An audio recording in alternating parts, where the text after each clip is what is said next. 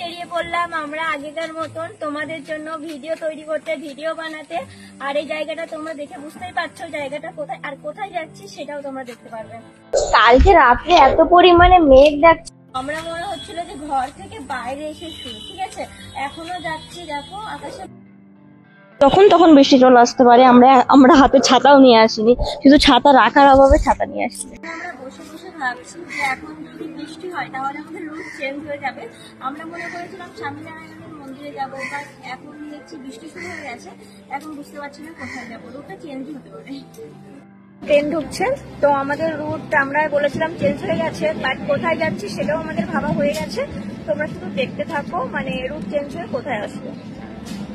Finally পৌঁছে গেছি আমরা চারটাতে। এবার যাবো আমরা মুকুন্দনগর যে ঘাটটা আছে ওখানে। তো চলো যাবো, যাওয়া যাক। আগে যাবো অটো স্ট্যান্ডে, সেখান থেকে অটোতে উঠবো, তারপরে পৌঁছবো ঘাটে।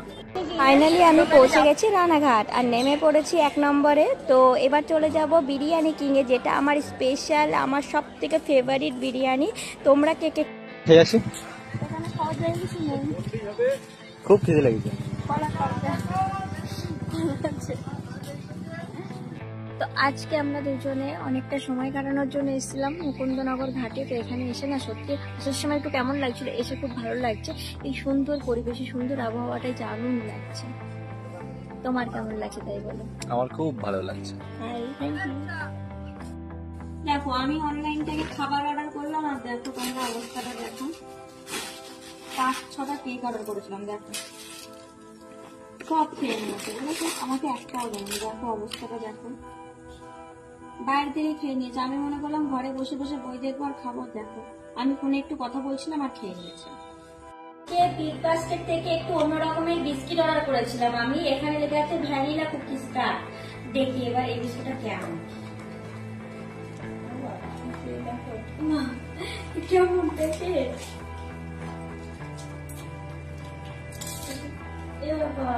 চকলেট, পুরো ডার্ক চকলেটের মতো, তো লেগেই যাচ্ছে। চকলেট সব বেরিয়ে দিচ্ছে।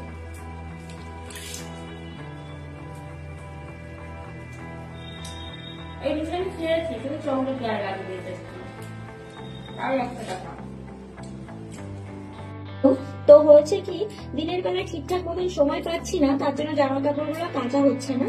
তো এখন জামা কাপড় গুলো কেচে দিলাম, এখন নেড়ে দেবো। সকাল হতে হতে না যদি একটু আউসে যায় তাও ভালো। সারাদিন তোমরা দেখতেই পাচ্ছ সারাদিন বৃষ্টি, তার জন্য আমি মনে করলাম যে রাত্রি কেচে দেবো, যা একটু আউসাবে। যদি দিনের বেলায় একটু রোদ হয় তাহলে শুকিয়ে যাবে। তো এবার নাকি এই শাড়িটা পুজোয় চলছে। তো আমি এই শাড়িটা প্রায় 6 মাস আগে কিনে নিয়েছি, আর এখন দেখছি ট্রেন্ডিং এ চলছে এই শাড়িটা। আর এবার পুজোয় নাকি এটা ট্রেন্ডিং, জাস্ট কিসের জন্য ট্রেন্ডিং আমি নিজেও জানি না, বাট এটা ট্রেন্ডিং।